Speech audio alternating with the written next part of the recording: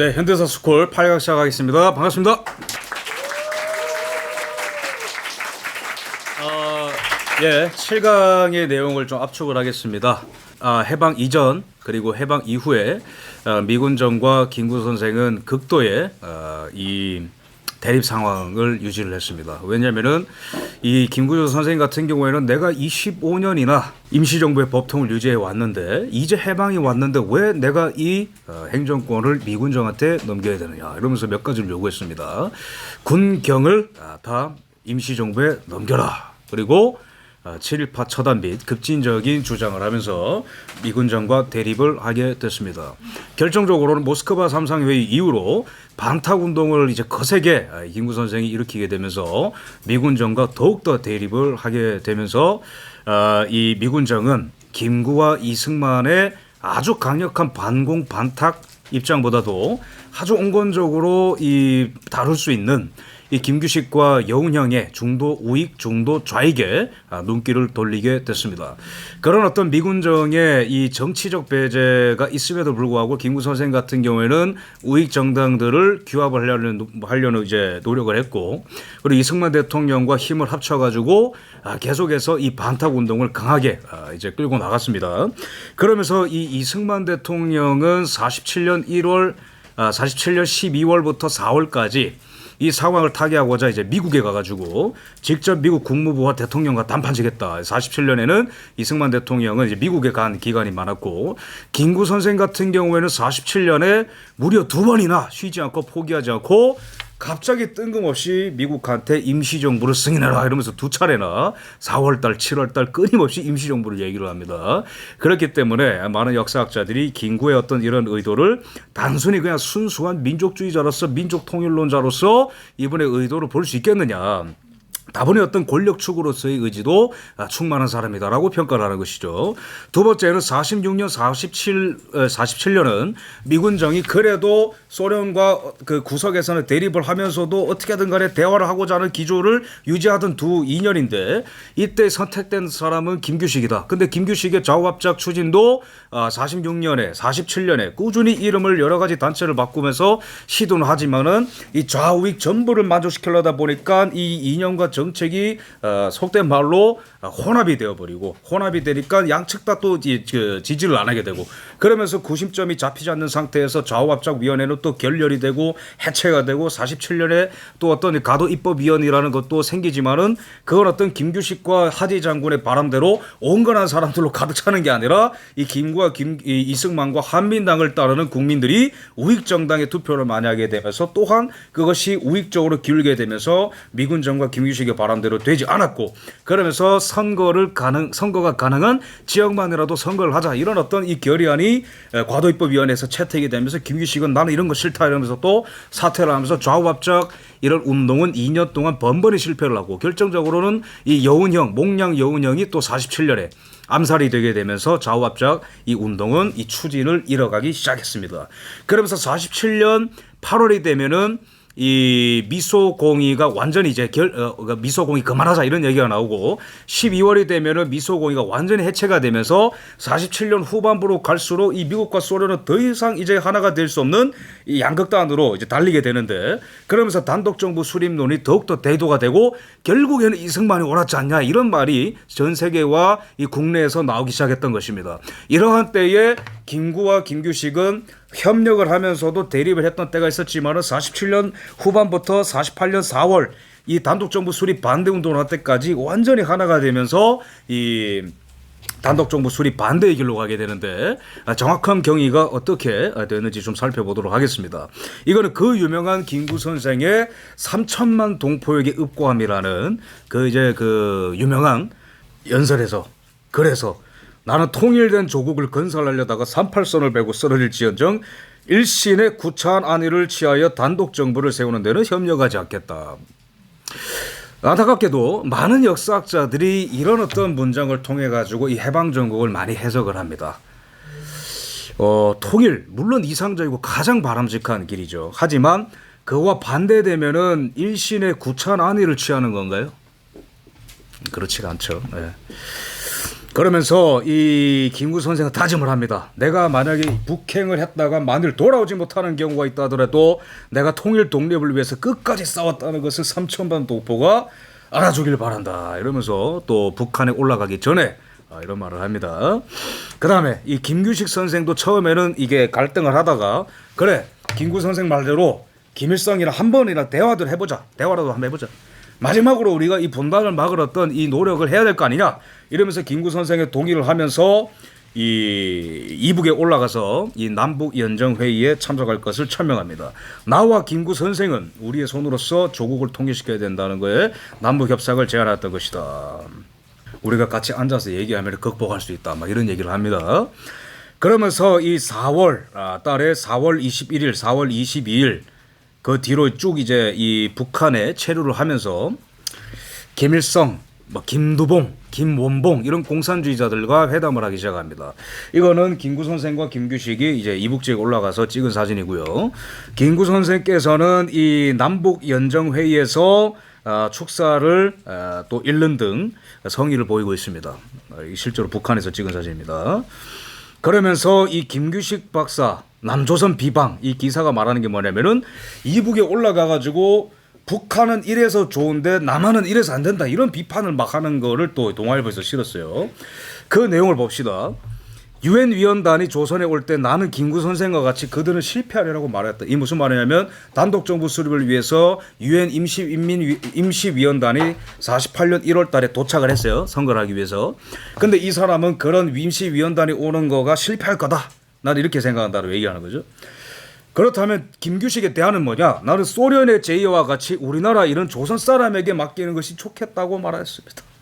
조선 사람은 누구를 물론하고 소련의 제의를 불가하다고 말할 사람은 없을 것이며 또한 전 세계의 어떤 사람을 물론하고 불가하다고 말하지 않을 것입니다. 라고 얘기를 합니다. 그러니까 이번에 말씀이 뭐냐면은 단독 정부 수립을 하겠다라는 미국과 유엔과 이승만은 틀렸고 소련은 뭘 제안했냐면은 씩 웃으면서 미군과 소련 다 나갈게. 너네끼리 한번 잘해봐.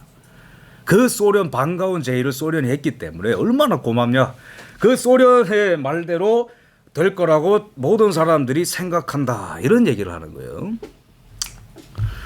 그러면서 모란봉 극장에서 막 환영단과 공연이 막 열리는 걸 김규식 선생과 김구 선생이 봅니다. 보면서 눈물이 났다. 오늘 대회를 보고 눈물이 났다. 김규식 선생. 그 대회는 각 학교, 기관, 단체, 노동자, 농민 이들이 나와가지고 질서정연하게 뭐 이렇게 했다. 그걸 보면서 나는 파리 강화조약에서 서명하고 시위 행렬했던 것 같이 느꼈습니다. 이게 무슨 말이냐면은 이 1919년에 1차 대전이 끝날 때라 가지고 이 한국의 독립운동가들이 파리에 가가지고 전 세계 지도자들 앞에서 한국 독립 문제를 얘기해라. 그런 얘기가 나왔어요. 그래서 파리 강화회의에 갈 대표 선수가 누구냐? 김규식이다. 그 정도 똑똑한 사람이었을 거 아니에요. 그때 내가 파리에서 서명을 하고 시위 행렬했던 것과 같은 벅찬 감동이다. 북조선에는 광채나는 시위가 있는 반면에 남조선의 시위를 보면은 오늘 북조선의 시위와 비교한다면 대차가 있습니다. 이러면서 남조선에는 맨날 테러가 일어나고 정치적인 싸움만 있는데 북한은 어떻게 이렇게 질서정연하고 아름다운 공연이 있고 이걸 보면서 눈물이 났다고 하는 거예요. 제가 저번 6강에서 말씀드린 조망식 선생님의 아들이 이남에 와가지고 말한 거랑 완전 대조적이죠. 그죠? 이거는 만들어낸 공연이고 조망식 선생 아들이 본 거는 현실이고요. 그죠? 북조선에서는 자급자족할 토대가 되어 있습니다. 남쪽 공장은 놀고 있다. 생산도 없다. 미국 차관, 그러니까 미국한테 돈만 빌리고 있다. 근데 여기에는 공장이 있습니다. 자급자족했습니다. 남쪽에선 자고 일어나면 테러가 일어나지 않았는가 불안한데 여기에는 그렇지가 않다. 이거는 일견 맞는 말이긴 해요. 그러니까 이 일제가 이 이북 지역의 공업 시설, 전력 시설 이런 거 다 놔두고 갔단 말이에요. 남한에 그런 게 없습니다. 그러니까 북쪽은 공장도 있고 뭐 전력도 있고 하는데 남쪽에는 뭐가 있냐? 미국한테 돈만 빌리지. 맨날 테러만 일어나고.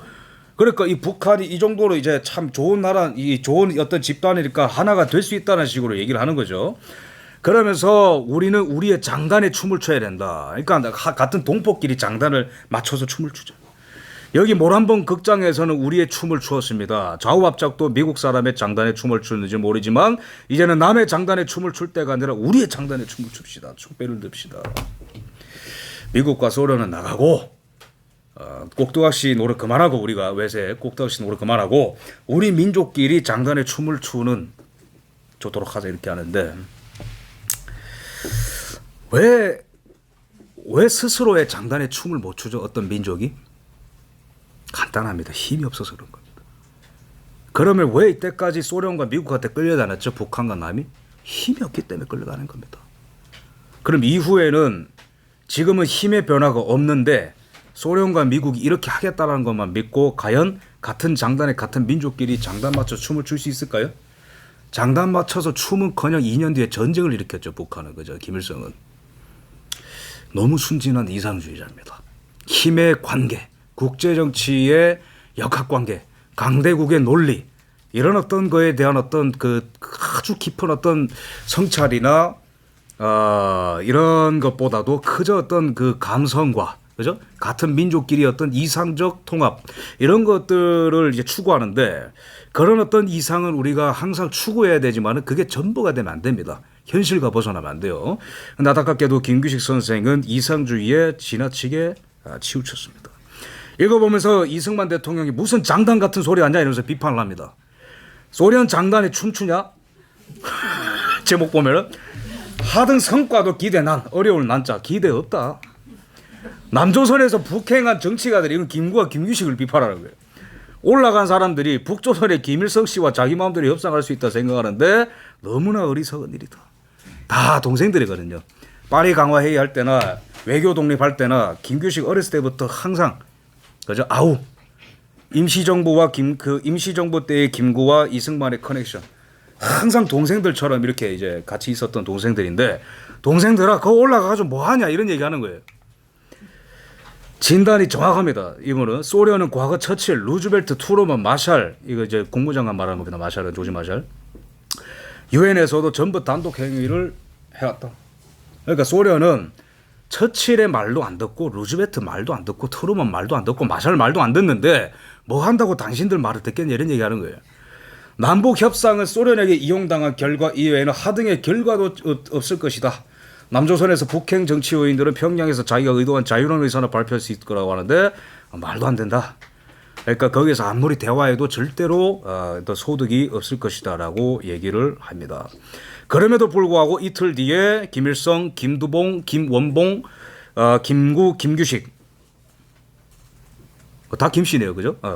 이 사람들이 사회단체 공동성명서를 발표를 합니다. 이러면서 우리 남북은 이거에 합의를 했다 이러면서 발표를 하는데 첫 번째 미소 양군이 동시에 철군하라.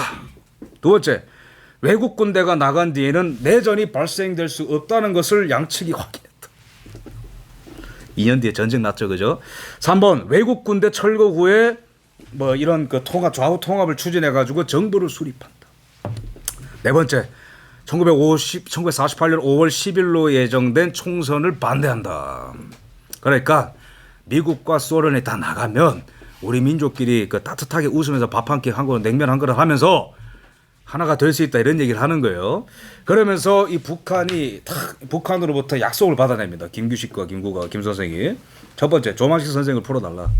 두 번째 그때는 북한으로부터 전기가 들어오고 댐을 열어서 물이 들어오고 있었어요. 북한으로부터. 단전 단수하지 마라. 물 끊지 말고 전기 끊지 말고 조만식 선생 보내달라. 그러고 김일성이 알겠다 했어요. 그런데 내려오자마자 그 약속 다 파기했습니다. 전기 끊었고 물 끊었고 조만식 선생 보낸다는 약속 안 지켰어요. 2년 뒤엔 전쟁이 일으켰죠. 그래서 이 협정 뒤에 아무 약속도 지키지 않는 이 소련 군정과 김일성을 보면서 김규식 선생과 김구는 우리가 당했구나. 가서 아무런 효과도 보지 못하고 이용만 당했구나 하면서 이를 갈고 정치적인 생명은 거의 다 끝나버렸습니다. 이걸 계기로. 그러면서 하지 장군의 이 성명서도 아주 차갑죠. 공산주의자들은 소련의 지령으로 선거를 반대하고 있다. 그들은 절대적인 공산당의 형식과 지배 이외에는 비밀투표에 의한 선거를 원하지 않는다. 왜냐하면 그들은 선거를 행하면 자기의 국가 공산주의의 일위성 국가로 뭐 얘기가 긴데 쉽게 말하면은 이 남북회의 안 될 거다 이런 얘기하는 거예요. 이 좌우합작 추진하던 47년과 46년에 하진 어디 가고 갑자기 이렇게 차가워졌냐. 그건 바로 미국의 입장이 변했기 때문에 이 사람도 변한 거예요. 단순하죠. 그죠? 이 사람은 그냥 미군정의 그 대장으로 와 있지만 결국에는 국무부와 국방부가 하라는 거 하는 거예요, 이 사람은. 근데 48년 돼가지고 미국이 포기하고 야 유엔한테 선거 맡기자. 이래 보니까 이 사람들이 싸늘해져가지고 뭐 대화는 무슨 대화 다 끝났는데 이런 얘기하는 거예요, 하지 장군이. 미국으로부터 싸늘한 이제 평가를 받게 됐습니다. 김규식 선생과 김구의 생애와 사상을 좀 최종 정리를 좀 하겠습니다. 김규식과 김구는 48년 2월에 연합을 해서 김일성한테 메시지를 보냈어요. 대화 좀 하자. 3월 달에 북한이 오케이 남북 연석회의 하자. 그래서 4월 3일에 이 김규식과 김구는 민족자주연맹이라는 걸 또 해가지고 5월 10일 대한민국 총선을 반대하는 그 엄청난 정치적인 움직임을 벌입니다. 4월 3일은 뭐죠? 제주 4.3이 일어날 때입니다. 그러니까 제주 4.3이 대한민국 정부 수립 반대하려고 일어난 남로당 제주도당의 폭동인데 이때 분위기 파악 못하고 정부 수립하지 말라고 또 다른 한편에서 대한민국 정부 수립 반대 운동을 두 거두가 하고 있는 거예요. 그러면서 북한에 올라가가지고 회의했는데 어떠한 소득도 없이 그냥 다시 내려왔습니다. 그죠? 이러면서 이 두 분은 실질적인 정치 생명이 끝나버렸어요. 왜? 국민들이 보기도 싸늘한 거죠. 뭐 했습니까? 당신들 올라가서. 그러면서 차례로 이 두 분이 생을 마감하게 되는데 김구 선생 같은 경우에는 49년 6월 26일에 아까 제가 말씀드린 안두희에 의해서 청년장군 안두희에 의해서 암살당하고 그러면 한국전쟁 이후에 김규식 선생은 납북당합니다. 납북당해요. 인민군한테 잡혀갔다라는 거죠. 그 뒤에 천식과 심장병이 도져가지고 사망을 하시게 됨으로써 이 엄청난 격변의 소용돌이 가운데에 이상주의를 추구하다가 생을 마감하셨습니다. 그런데 여기까지가 정설로 평가할 수 있는 거고 이 외에 최근에 발표된 여러 이 문건을 통해 가지고 제가 이 김구 선생을 조금 더 강하게 비판을 좀 하겠습니다. 레베데프라는 사람이 있어요. 스티코프 레베데프 많이 들었죠, 그죠? 스티코프가 이 북한을 다스리는 거의 실질적 1인자고 그 위에 스탈린이 있습니다. 거기 옆에 레베데프라고 소련 군정의 정치사령관 했던 사람이 있어요. 이 사람이 김일성 신화를 다 만들어준 사람인데 김일성이 너무 좋아가지고 막 배지 달아주고 막 뒤에서 웃고 난리가 나죠, 그죠? 그만큼 이제 실권자인데 이 사람이 죽기 전에 이 비망록 이 사람이 일기라고 볼 수 있는 게 학계에 발표가 됐습니다. 여기 내용에 따르면은 김구 선생이 도대체 북한에 와서 뭐 했냐? 라는 게 정확하게 다 나와 있습니다. 제가 레베데프 비망록은 이렇다라는 그런 누군가의 말을 듣는 게 아니고 저는 이런 내용이 있으면 무조건 다 직접 문건을 직접 제가 봅니다. 왜냐면 다른 역사적 사건과 날짜와 이런 걸 맞췄을 때 신빙성을 획득을 해야 되니까요. 보니까 다 맞아요. 다른 사건들과.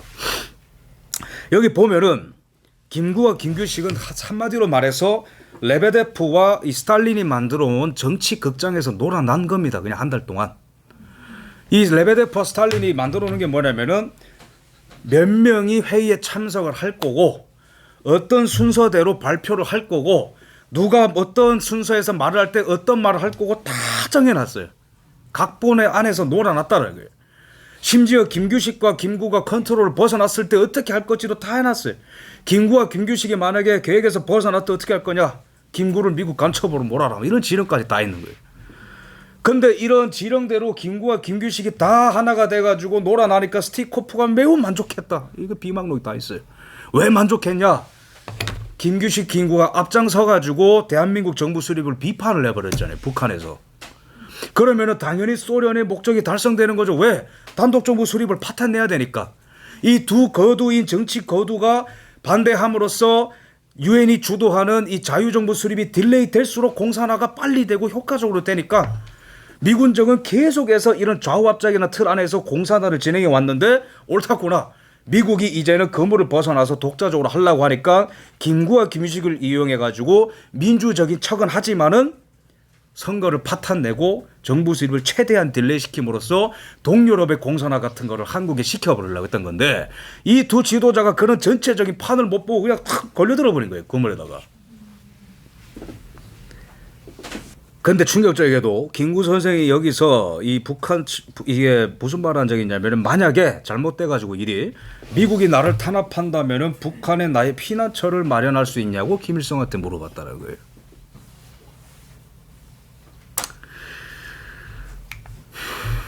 그 다음에 여기서 끝나는 게 아닙니다. 이 중화민국 그러니까 이제 대만이죠. 지금의 이 대만으로부터 대만도 이제 그 서울에 공사 그러니까 이제 대사관이라고 보시면 돼요. 대사 보냈는데 그 사람이 유어만이라는 사람이 있어요. 우리나라 말로 하면은 그러니까 대사죠. 이제 중화민국의 보낸 대사. 이 사람이 이 김구와 대화를 한 적이 있습니다. 48년 7월 11일에 그러니까 이 사태가 일어나고 3개월 뒤인 거예요. 참고로 이 장개석과 중화민국은 김구와 오래 전부터 이 재정적인 커넥션과 정치적인 커넥션이 있었던 관계입니다. 상임시 정부할 때 돈이 없었기 때문에 항상 장개석이 돈을 빌려줬어요. 그래서 원래 커넥션이 있습니다. 그러니까 유어만이라는 사람이 와가지고 김구 선생한테 아니 왜 그렇게 이때는 대만이 우리나라 편이었어요. 그러니까 대한민국 정부 수립을 그러니까 돕는 입장이었다. 왜? 그 자기들도 공산주의자들이랑 싸우고 있었으니까 국공 내전 계속해서 그러니까 한반도에서도 자유진영이 이게 되는 거예요. 근데 김구 야 너 왜 단독 정부 수립 반대하고 왜 이러냐 질문을 하는 거예요. 그러니까 김구 선생이 여기서 이제 유어만과의 대화에서 하는 게 뭐냐면 공산주의자들이 앞으로 북한군의 확장을 3년간 중단하고 그 사이 남한에서 무슨 노력을 하더라도 공산군의 현재 수준에 맞서는 군대를 건설하는 건 불가능하다. 그러니까 공산주의자들이 3년간 아무것도 안 해도 군사 차이가 너무 나기 때문에 남한 측이 북한을 따라잡을 수 없다라는 말을 했다라는 거예요. 이게 무슨 말이에요? 소련이 완전히 군사화 시켜놓은 북한의 실태를 보니까 입이 딱 벌어진다라는 거예요. 두 번째, 소련 사람들은 아주 손쉽게 북한군을 남진하는 데 써먹을 것이고 단시간에 여기서 인민공화국이 선포될 것이다. 김구 선생이 직접 한 말입니다. 그래서 많이 미화된 인물이라고 저는 평가를 합니다. 3등분으로 나누겠습니다. 귀국해가지고 뭐 친이청 사람 뭐 주장하고 뭐 임정이 정부다 이러면서 미군정과 대립했고 그 뒤에 초록색은 이승만 박사와 연합을 하면서 반탁 운동을 했지만은 계속해서 임시정부를 인정해달라 계속 이제 주장을 했고요. 근데 우익정당을 규합하려는 노력을 하다가 47년 후반이 되면 단독정부 수립으로 기우는데 이때는 우익이 중심이 되던 때였어요. 근데 이제 한민당과 이승만 중심으로 판이 짜질 것 같고 장덕수라는 인물이 껴주지 않으니까 물론 재판에서는 무죄로 판결이 됐습니다만은 그 정황상 이런 걸 보면은 거의 이제 이 연구자들은 김구로 이제 압축을 하죠. 장덕수暗사 사건의 배후에 김구가 있다. 그러면서 어쨌든 김구가 직접 시켰냐 안 시켰냐를 떠나서 이승만 대통령과 한민당과 극한으로 사이가 멀어지게 되고 그래서 원래는 대한민국 단독정부 수립을 찬성하다가 갑자기 입장을 바꿔가지고 김규식과 하나가 돼가지고 북한에 갔다가 이용당하고 내려와서 생을 마감하신 거예요. 네, 김구 선생께서 사망한 사진입니다. 이건 저만의 평가가 아니고 학계에서 이런 얘기가 있습니다. 서점 이런 데 가면은 대부분의 이런 책들은 많이 팔리는 책들은 미화를 하기 때문에 다들 이제 대중들은 모르는데 학계에는 사실 김구 선생에 대한 평가가 굉장히 냉정합니다. 이 논문에 따르면은 해방 국면에서는 그러니까 제가 요약을 하겠습니다. 반탁, 반공, 김일성 제거 이걸로 했다가 김구 선생이 근데 갑자기 왜 완전 정반대로 가냐? 반공이 아니라 찬탁 세력 수용, 공산주의자들 하나 되는 연공, 김일성과 인정과 하 어떻게 이렇게 기울어지냐? 이거 자기 부정이다. 이런 평가를 하시는 거예요. 그 김구 선생의 마지막 말년을 통해서 볼 수 있는 건 뭐냐면은 김구 선생은 둘 중에 하나입니다. 정치를 하고 국가 지도자가 되시기에는 너무 순진하시거나 아니면 기회주의자거나 둘 중에 하나입니다. 만약에 모르고 그랬다면은 국가 지도자의 자격이 저는 없다고 봅니다. 왜? 47년에 되면 폭동 일으키고 48년 27투쟁, 48년 제주 4.3 그 외에 46년에 대구 폭동 그 어마무시한 어떤 공산주의자들의 폭동을 다 경험한 분이고 임시정부 때도 공산주의자들과 그렇게 사이가 나빠가지고 암살단 보내가지고 암살하고 그런 분이었어요. 김구 선생이. 근데 이제 그런 분이 반공을 하셨던 분이 반탁을 하셨던 분이 몰라서 김일성과 공산주의자들과 하나가 될 수 있다고 가셨다. 100% 인정하더라도 그건 지나치게 순진한 거죠. 왜? 그들의 의도를 파악하지 못하고 있다는 거니까요. 두 번째, 만약에 알고 그랬다면 기회주의자가 되는 거죠. 왜? 이때까지의 모든 신념을 다 버리고 완전히 손바닥 뒤집듯이 뒤집어진다라는 그런 산을 보고 우리는 기회주의자라고 합니다.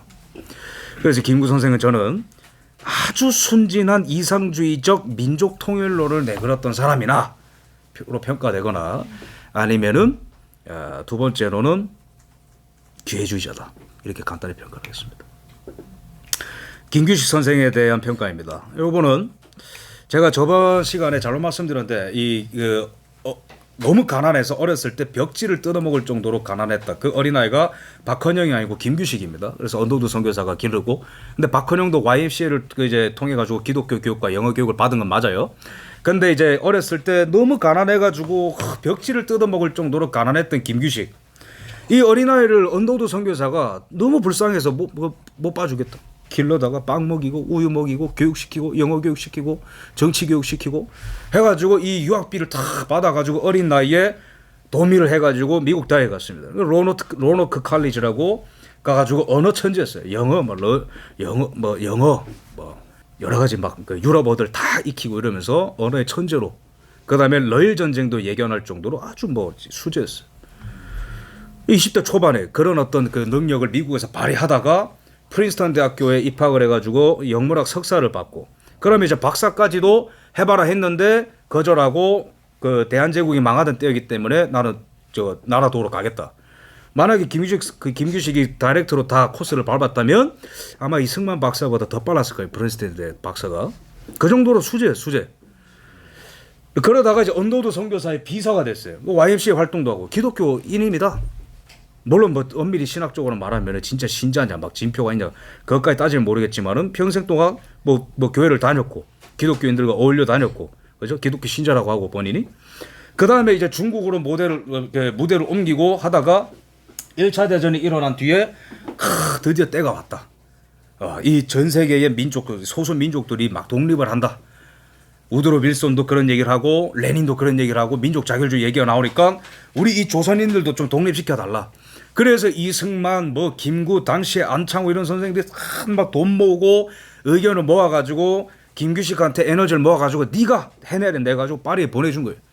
근데 갔는데 이 미국과 강대국이 콧방귀도 안 끼는 거예요. 왜? 정식적인 나라가 아니니까. 국가는 뭐죠? 용토, 주권, 국민 이런 게 있어요. 국가인데 그게 없으니까 얘기를 안 듣는 거예요. 그러면 2차적으로는 이 워싱턴 군축회의라고 해가지고 또 이승만 박사가 해가지고 한 번만 더 해보자. 근데 거기에도 이제 승부수를 걸었다가 여기에서도 또 얘기를 안 들었어요. 왜? 일본은 당시에 이 1차 대전의 승전국이었고 미국의 최대 우방국이었으니까 얘기가 안 통하는 거예요. 그러면서 이 김규식이라는 존재는 크게 미국한테 반감을 갖게 됩니다. 미국 못 믿겠다. 이승만 못 믿겠다. 이러면서 상해임시 정부 초대 대통령으로 추대된 이승만 대통령에 반해서 반이승만 운동을 또 펼치는 거예요. 이때 다 예견된 거예요. 이미 젊은 날에. 그러면서 이승만 박사는 그래 니네들이 그렇다는데 갈 길 가라. 나는 계속 외교 독립 투쟁으로 간다. 그러면서 이 김규식은 이 조선인들을 데리고 모스크바에 참석을 해가지고 이 탄압받는 소수민족들을 위한 막 대회 이런 걸 또 열어줬어요. 소련이. 거기 또 참석해가지고 장차 조선인들이 독립을 쟁취하려면은 소련과 중국의 역할이 중요하다. 또 그런 입장으로도 가고, 그죠?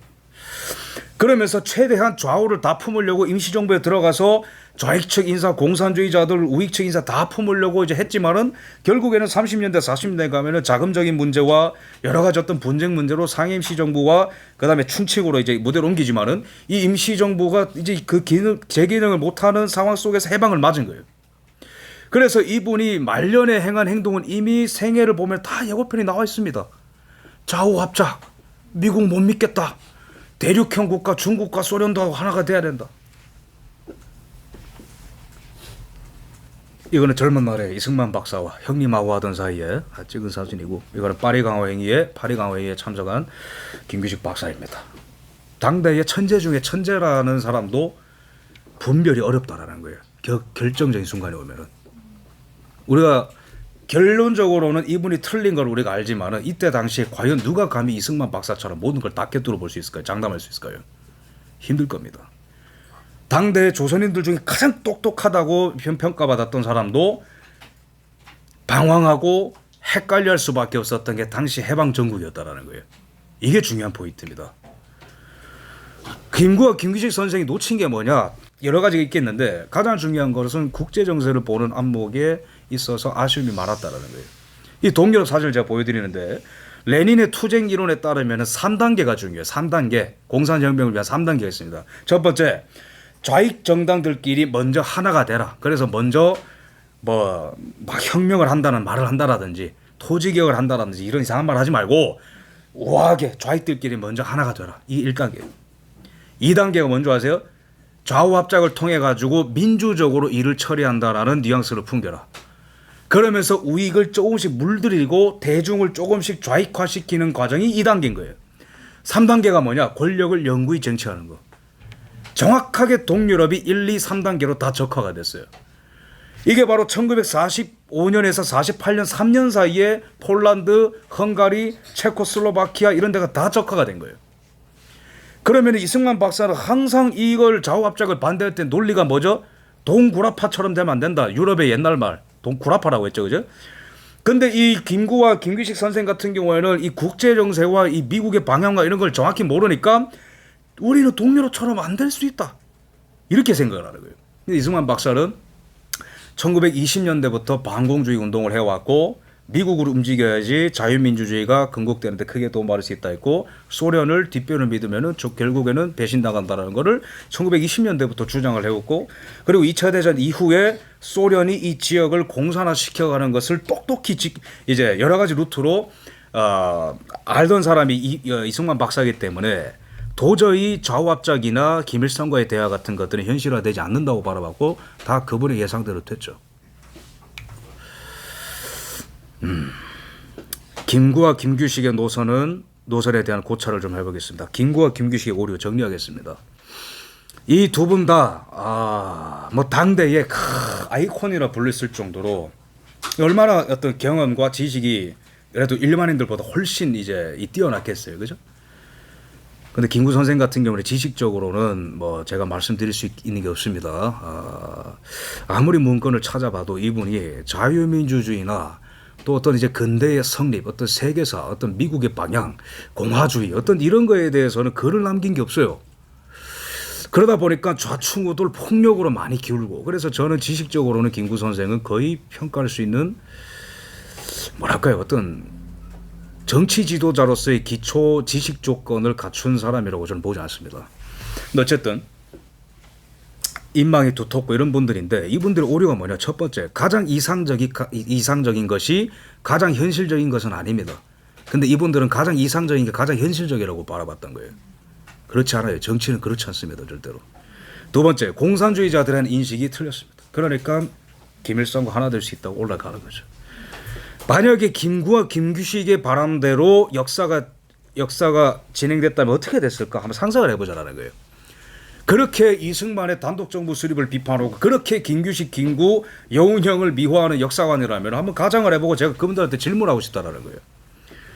첫 번째, 이 김구 선생 같은 경우에는 이 토지개혁 문제에서도 굉장히 어떤 이제 이 김규식 위주의 좌우 합작과 남북이 하나 되는 문제였다면 곧바로 저는 내전이 일어났을 거라고 봅니다. 무슨 말이냐면 말 그대로 소련과 미국이 나갔다고 가정을 해보세요. 그러면서 남북이 하나 돼서 연정을 해가지고 정부 수립을 한다 봅시다. 그럼 여기에서 어떤 분쟁이 생길까요? 첫 번째, 토지에 관한 분쟁이 생깁니다. 북한은 이미 다 무상몰수 무상분배를 했죠. 그리고 박헌영이 남쪽에서 주장했던 것도 항상 무상몰수 무상분배였죠. 그리고 좌우합작을 할 때 우익들이 반대했던 것도 좌익들의 토지에 관한 주장이었습니다. 만약에 남북이 하나가 돼서 대화를 했더라도 통일이 됐을까? 저는 결단코 그런 일이었고 처음부터 내전이 일어났을 거라고 봐요. 토지 문제로 남북이 분열합니다. 두 번째, 7.18 청산 문제로 분열합니다. 그 다음에 좌우합작 문제를 할 때 어떤 인사를 등용하냐로 싸웁니다. 외교를 할 때 친미를 할 거냐 친소를 할 거냐 싸웁니다. 그래서 선의를 갖고 남북이 만나서 대화를 했다면 분단은 없었을 것이다라고 말하는 것은 몰역사적 이해이자 해석입니다. 두 번째, 만약에 그렇게 됐다면 김구와 김규식 선생은 곧바로 숙청 대상이 됐을 거예요. 왜? 공산주의자들은 절대로 자기와 한 번 반대편에 있었던 사람을 살려두질 않습니다. 다 죽습니다. 박헌영도 죽었고 다 죽습니다. 김원봉도 죽었고 다 죽어요. 그죠? 공산주의자들은 절대로 살려두지 않습니다.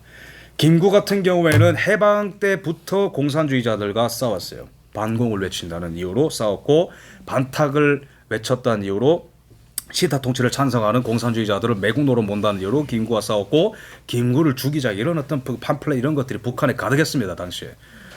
김구는 당연히 숙청 대상이 되는 거예요. 김규식 선생도 마찬가지죠. 그죠? 중도 우파로 분류됐기 때문에. 그렇기 때문에 이 김구와 김규식 여운형 중심으로 했으면 분단도 없었고 단독 정부 수립도 없었고 통일됐을 거다라고 전망하는 것은 순진한 전망입니다. 마지막 화면입니다. 마키아벨리는 군주론에서 이런 얘기를 한 적이 있어요. 미움이라는 것은 악행에 의해서 일어나는 것임은 물론이지만 선행에 의해서도 일어난다. 이 무슨 말이냐면 우리가 보통 나쁜 짓을 하면은 누군가한테 미움을 받는다고 생각하잖아요.